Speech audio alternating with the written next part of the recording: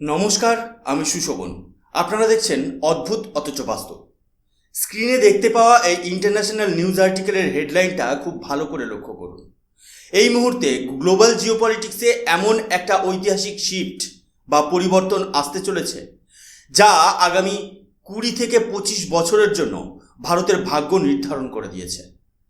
একদিকে যখন ভারতের প্রধানমন্ত্রী নরেন্দ্র মোদীর একাধিক ইউরোপীয় দেশ সফরের মাধ্যমে বিশ্বের সবথেকে বড় স্ট্র্যাটেজিক এবং টেকনোলজি ডিল সম্পন্ন হচ্ছে, ঠিক তখনই ভারতের প্রতিবেশী রাষ্ট্রে শুরু হয়ে গেছে এক ভয়ঙ্কর অভ্যন্তরীণ রক্তক্ষয়ী মহাতাণ্ডব। এটা কোনো সাধারণ পতন নয়, এটা হলো একটি সম্পূর্ণ রাষ্ট্রের টোটাল সিস্টেমেটিক কোল্যাপস। আজ আমরা এই পুরো ভূরাজনৈতিক সমীকরণটির নিখুঁত নিউজ অ্যানালিসিস করব। শেষ পর্যন্ত সঙ্গে থাকুন, কারণ আজকের প্রতিটি তথ্য আপনাকে চমকে দেবে।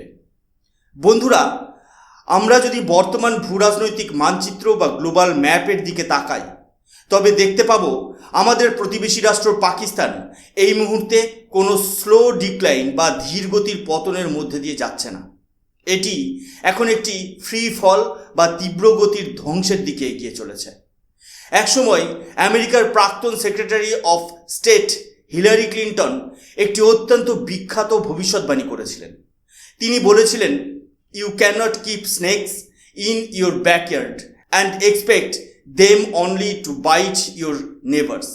অর্থাৎ আপনি নিজের উঠোনে সাপ পুষে রাখলে সেই সাপ একদিন আপনাকেই দংশন করবে। আজ ঠিক সেই মুহূর্তে এসে গেছে। ভারতের বিরুদ্ধে যারা দশকের পর দশক ধরে প্রক্সি ওয়ার বা ছায়াযুদ্ধ চালিয়ে এসেছে, আজ তাদের ঘরের ভেতরেই আগুন জ্বলছে। ভারতের প্রধানমন্ত্রী একবার একটি জনসভায় অত্যন্ত দৃঢ়তার সাথে বলেছিলেন যে ভারত এখন আর আগের মতো দুর্বল অবস্থানে নেই। আমরা এখন শত্রুকে তাদের নিজের ভাষায় জবাব দিতে জানি। ভারতের সেই রণকৌশল, যাকে অনেক আন্তর্জাতিক বিশ্লেষণ অপারেশন সিন্দুর বলে অভিহিত করেন, তা কিন্তু বন্ধ হয়নি। বর্তমানে পাকিস্তানের মানচিত্রের 4টি প্রধান অঞ্চল বাজোরা, বান্নু, গোয়াদর এবং চাগাই, এই সমস্ত জেলা এখন আর সাধারণ প্রশাসনিক এলাকা হিসেবে অবশিষ্ট নেই। এগুলো এক একটি অ্যাক্টিভ ওয়ার জোন বা পুরোদস্তুর যুদ্ধক্ষেত্রে পরিণত হয়েছে। কয়েক ঘন্টা আগেই বাজর এলাকায় একটি হাইলি কোঅর্ডিনেটেড এবং প্রিসিশন স্ট্রাইক চালানো হয়েছে। একটি সিকিউরিটি ক্যাম্পের ভেতরে আত্মঘাতী হামলা চালানোর পর ভারী অস্ত্রে সজ্জিত মিলিটেন্টরা বা ওখানকার স্থানীয় ফ্রিডম ফাইটাররা ফুল স্কেল মিলিটারি অ্যাসল্ট শুরু করেছে। এটি কোনো এলোমেলো আক্রমণ ছিল না, এটি ছিল অত্যন্ত ঠান্ডা মাথায় ছক কষা এক নিখুঁত স্ট্র্যাটেজিক অপারেশন। যে ভাষায় তারা এতদিন ভারতের ক্ষতি করার চেষ্টা করেছে, আজ প্রকৃতির নিয়মে ঠিক সেই একই ভাষায় একই ধরনের টেক্সট বুক মিলিটারি অপারেশন তাদের নিজেদের সেনাবাহিনীর বিরুদ্ধে ফিরে আসছে। এবার আসা যাক খাইবার পাখতুনখোয়া অঞ্চলের বান্নু এলাকার ঘটনায়। সেখানে প্রায় 100 জনেরও বেশি সশস্ত্র যোদ্ধা অত্যাধুনিক অ্যাসল্ট রাইফেল, উইপেনাইজড ড্রোন এবং অ্যাডভান্সড ব্যাটলফিল্ড টেকনোলজি নিয়ে একটি প্রধান মিলিটারি চেকপোস্টে আক্রমণ চালায়। এই আক্রমণের ভয়াবহতা এতটাই তীব্র ছিল যে আশেপাশের সমস্ত বিল্ডিং ধসে পড়ে এবং পাকিস্তানের তথাকথিত শক্তিশালী সিকিউরিটি অপারেটর্স বা নিরাপত্তা ব্যবস্থা সম্পূর্ণ প্যারালাইজড বা অচল হয়ে যায়। সবথেকে বড় ফ্রন্টাল আইরনি বা নিষ্ঠুর পরিহাস কি জানেন?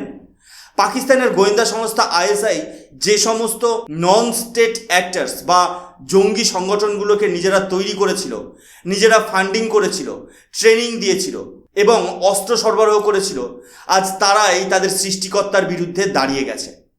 তেহরিক ই তালিবান পাকিস্তান বা টিটিপি এবং বালুচিস্তান লিবারেশন আর্মির মতো গোষ্ঠীগুলো এখন পাকিস্তানের রাষ্ট্রীয় কাঠামোর জন্য এক বিশাল মনস্টার বা দানবে পরিণত হয়েছে।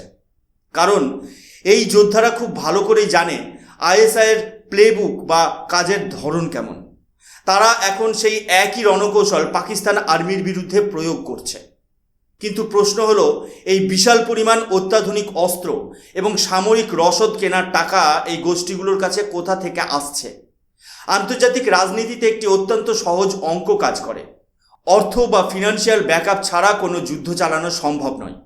শত্রুকে ধ্বংস করার সবচেয়ে সহজ এবং আধুনিক উপায় হলো নিজের সীমান্ত সুরক্ষিত রেখে শত্রুর অর্থনৈতিক মেরুদণ্ড ভেঙে দেওয়া। এবং তাদের আন্তর্জাতিক বিরোধীদের পরোক্ষভাবে শক্তিশালী করা। যখন কোনো রাষ্ট্রের নিজস্ব ফিনান্সিয়াল সিস্টেম ভেঙে পড়ে এবং আন্তর্জাতিক মহলে তাদের কোনো ক্রেডিবিলিটি বা বিশ্বাসযোগ্যতা থাকে না, তখন খুব সহজেই বিভিন্ন অজ্ঞাত শক্তির মাধ্যমে বা আননোন গানম্যানদের সাহায্যে সেই দেশের ভেতরে একটি নিখুঁত কাউন্টার স্ট্র্যাটেজি বাস্তবায়ন করা সম্ভব হয়। আজ পাকিস্তানের চাপাই এবং গোয়াদর অঞ্চলে ঠিক সেটাই হচ্ছে, যেখানে একের পর এক আক্রমণে পাকিস্তানি কোস্টাল গার্ড এবং বিদেশি বিনিয়োগকারীরা সম্পূর্ণ আতঙ্কিত হয়ে পড়েছে। সামরিক ফ্রন্টের পাশাপাশি কূটনৈতিক মঞ্চে বা ডিপ্লোম্যাটিক ফ্রন্টে ভারত সরকার যে অভাবনীয় এবং যুগান্তকারী সাফল্য অর্জন করেছে তা এখন আলোচনার মূল কেন্দ্রবিন্দু।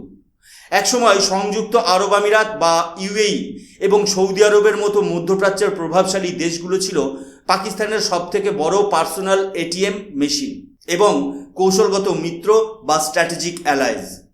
কিন্তু ভারতের বর্তমান দূরদর্শী এবং শক্তিশালী বিদেশ নীতির কারণে গ্লোবাল চেসবোর্ড এখন সম্পূর্ণ উল্টে গেছে। ভারতের প্রধানমন্ত্রী নরেন্দ্র মোদীর মধ্যপ্রাচ্যের দেশগুলোতে সাম্প্রতিক লাইটনিং ফাস্ট ভিজিট এবং দ্বিপাক্ষিক বৈঠকগুলোর প্রভাব এতটাই সুদূরপ্রসারী হয়েছে যে আজকের মধ্যপ্রাচ্যের দেশগুলো ভারতকে তাদের প্রধান অর্থনৈতিক এবং নিরাপত্তা সহযোগী হিসেবে গ্রহণ করেছে। সংযুক্ত আরব আমিরাত ইতিমধ্যেই পাকিস্তানের জন্য তাদের দরজা চিরতরে বন্ধ করে দিয়েছে। শুধু তাই নয়, সংযুক্ত আরব আমিরাত তাদের দেশ থেকে হাজার হাজার পাকিস্তানি লায়াবিলিটি বা অদক্ষ কর্মীদের বহিষ্কার করা শুরু করেছে, যা পাকিস্তানের রেমিটেন্সের ওপর এক মারাত্মক আঘাত। পাকিস্তান বহু বছর ধরে মুসলিম বিশ্বকে একত্রিত করে একটি ইসলামিক ন্যাটো বা উম্মাহ ভিত্তিক সামরিক জোট গঠনের যে অবাস্তব ফ্যান্টাসি বা মরীচিকা বিক্রি করার চেষ্টা করেছিল, তা আজ বিশ্বমঞ্চে একটি হাসির খোরাকে পরিণত হয়েছে। জিওপলিটিক্যাল রিয়েলিটি বা ভূরাজনৈতিক বাস্তবতা হলো সৌদি আরব, ইউএই এবং অন্যান্য গালফ স্টেট বা উপসাগরীয় দেশগুলো এখন খুব ভালো করে বোঝে যে পাকিস্তান একটা ব্যর্থ রাষ্ট্র এবং একটি চরম অর্থনৈতিক লায়াবিলিটি। এর বিপরীতে ভারত এখন সমস্ত গালফ স্টেটদের সাথে একটি অত্যন্ত শক্তিশালী এবং দীর্ঘমেয়াদী সিকিউরিটি প্যাক্ট বা নিরাপত্তা চুক্তি স্বাক্ষর করেছে। আমরা আমাদের অর্থনৈতিক প্রবৃদ্ধিকে মধ্যপ্রাচ্যের দেশগুলোর সাথে এমনভাবে ইন্টারকানেক্টেড বা সংযুক্ত করে দিয়েছি, যার ফলে ভারতের জ্বালানি নিরাপত্তা বা এনার্জি সিকিউরিটি এখন সম্পূর্ণ সুরক্ষিত। ইউএই কেবল পাকিস্তানের $3 বিলিয়ন ঋণ অবিলম্বে ফেরত দেওয়ার দাবি করেনি, বরং তারা ভারতের সাথে এক ঐতিহাসিক ডিফেন্স পার্টনারশিপ গড়ে তুলেছে। কৌশলগত পেট্রোলিয়াম রিজার্ভ বা স্ট্র্যাটেজিক পেট্রোলিয়াম রিজার্ভ চুক্তির আওতায় লক্ষ লক্ষ ব্যারেল অপরিশোধিত তেল ভারতের কৌশলগত ভাণ্ডারে রাখার ব্যবস্থা করা হচ্ছে। মধ্যপ্রাচ্যে হাজারো অস্থিরতা থাকা সত্ত্বেও ভারতের জ্বালানি সরবরাহ অবিচ্ছিন্ন রয়েছে। একেই বলে প্রকৃত এবং দূরদর্শী ডিপ্লোম্যাটিক মাস্টার স্ট্রোক। এবার আমরা আলোচনা করব এই স্ক্রিপ্টের সবথেকে গুরুত্বপূর্ণ এবং গৌরবময় অধ্যায় নিয়ে, ভারতের ইউরোপীয় ডোমিনেশন ট্যুর। মধ্যপ্রাচ্য জয় করার পর ভারত সরকার এখন ইউরোপের 5টি অত্যন্ত গুরুত্বপূর্ণ দেশের সাথে এমন কিছু স্ট্র্যাটেজিক চুক্তি সম্পাদন করেছে যা ভারতকে আগামী প্রযুক্তির বিশ্বে একচ্ছত্র আধিপত্য বা গ্লোবাল লিডার হিসেবে প্রতিষ্ঠিত করবে। ভারতের প্রথম এবং অন্যতম গুরুত্বপূর্ণ স্ট্র্যাটেজিক স্টপ ছিল নেদারল্যান্ডস। আপনারা হয়তো ভাবছেন, নেদারল্যান্ডসের মতো একটি ছোট দেশের সাথে ভারতের কিসের এত বড় চুক্তি? বন্ধুরা, এই মুহূর্তে আমেরিকা এবং চীনের মধ্যে যে বিশ্বখ্যাত সেমিকন্ডাক্টর বা চিপ ওয়ার চলছে, তার এপিক সেন্টার বা মূল কেন্দ্রবিন্দু কিন্তু লুকিয়ে রয়েছে নেদারল্যান্ডসের মাটিতে। বিশ্বের সবথেকে অ্যাডভান্সড মাইক্রোচিপ তৈরির যে লিথোগ্রাফি মেশিন, তা শুধুমাত্র নেদারল্যান্ডসের কোম্পানিগুলোই তৈরি করতে পারে। ভারত সেখানে গেছে সেই আলটিমেট লিথোগ্রাফি টেকনোলজিকে ভারতের মাটিতে নিয়ে আসতে। ভারত সরকারের মূল লক্ষ্য হলো বিদেশি কোম্পানিগুলো যেন সরাসরি ভারতে এসে ভারতের মাটিতে বসে এই সেমিকন্ডাক্টর ও মাইক্রোচিপ ম্যানুফ্যাকচারিং শুরু করে। এরপর ভারত তার পা বাড়িয়েছে নর্ডিক দুর্গ বা নর্ডিক ফোর্ট্রেসের দিকে, যার মধ্যে অন্যতম হলো সুইডেন এবং নরওয়ে। সুইডেনের কাছে রয়েছে বিশ্বের সবথেকে উন্নত এবং নেক্সট জেনারেশন 6G টেকনোলজি এবং ইলেকট্রিক ভেহিকেল বা ইভি ব্যাটারির অত্যন্ত আধুনিক প্রযুক্তি। ভারত সরাসরি সেই প্রযুক্তিগত অংশীদারিত্ব বা টেকনোলজি ট্রান্সফার নিশ্চিত করেছে। অন্যদিকে নরওয়ের সাথে ভারতের দীর্ঘমেয়াদী এলপিজি এবং ক্লিন এনার্জি চুক্তি স্বাক্ষরিত হয়েছে। কিন্তু যে বিষয়টি মূলধারার মিডিয়া সম্পূর্ণ এড়িয়ে গেছে তা হলো নরওয়ের সাথে ভারতের গ্লোবাল শিপিং লাইন্স বা মেরিটাইম ইন্স্যুরেন্স বা সামুদ্রিক বীমা সংক্রান্ত চুক্তি। ভারতের আন্তর্জাতিক বাণিজ্যিক রুটগুলোকে সুরক্ষিত করতে এবং লজিস্টিক খরচ কমাতে নরওয়ের এই ইন্স্যুরেন্স কন্ট্রাক্ট ভারতের জন্য একটি বিশাল গেম চেঞ্জার হতে চলেছে। সবশেষে ইতালির সাথে ভারতের কৌশলগত অংশীদারিত্ব এবং ভারতের বহুল প্রতীক্ষিত প্রকল্প আইমেক বা India middle east Europe economic corridor নিয়ে আলোচনা চূড়ান্ত হয়েছে। মুম্বাই থেকে শুরু হয়ে এই করিডর সরাসরি যুক্ত হবে ইউরোপের সাথে, যা চীনের বেল্ট অ্যান্ড রোড ইনিশিয়েটিভের বিরুদ্ধে ভারতের এক চরম ভূরাজনৈতিক বিজয়। বন্ধুরা, এই পুরো সমীকরণটি বিশ্লেষণ করলে ভারত এবং পাকিস্তানের মধ্যে যে বিস্তর বৈপরীত্য বা কন্ট্রাস্ট রয়েছে তা জলের মতো পরিষ্কার হয়ে যায়। একদিকে পাকিস্তান আজ সম্পূর্ণ বিশ্বমঞ্চে সম্পূর্ণভাবে আইসোলেটেড বা একাকী হয়ে পড়েছে। তাদের বৈদেশিক মুদ্রার ভাড়া শূন্য।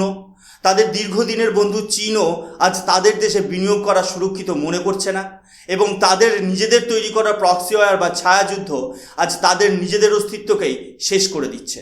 আর অন্যদিকে আমাদের প্রিয় দেশ ভারত আজ গ্লোবাল স্টেজে বা বিশ্বমঞ্চে নিজের শর্তে রাজত্ব করছে।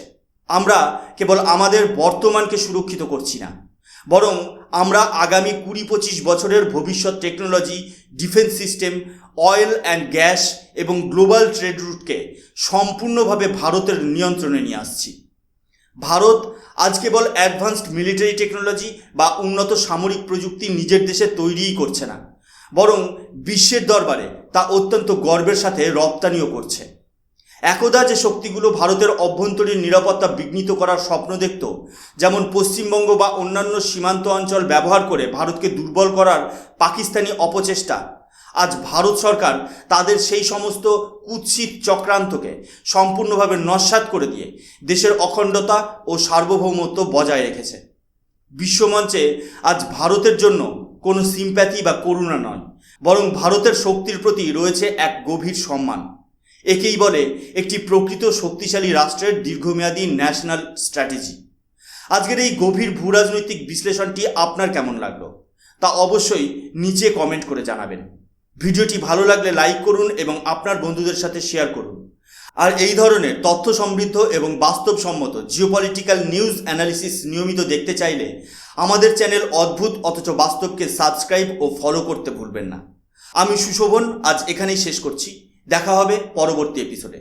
ততক্ষণ পর্যন্ত ভালো থাকবেন, সুস্থ থাকবেন। জয় হিন্দ, বন্দে মাতরম, ভারত মাতা কি জয়।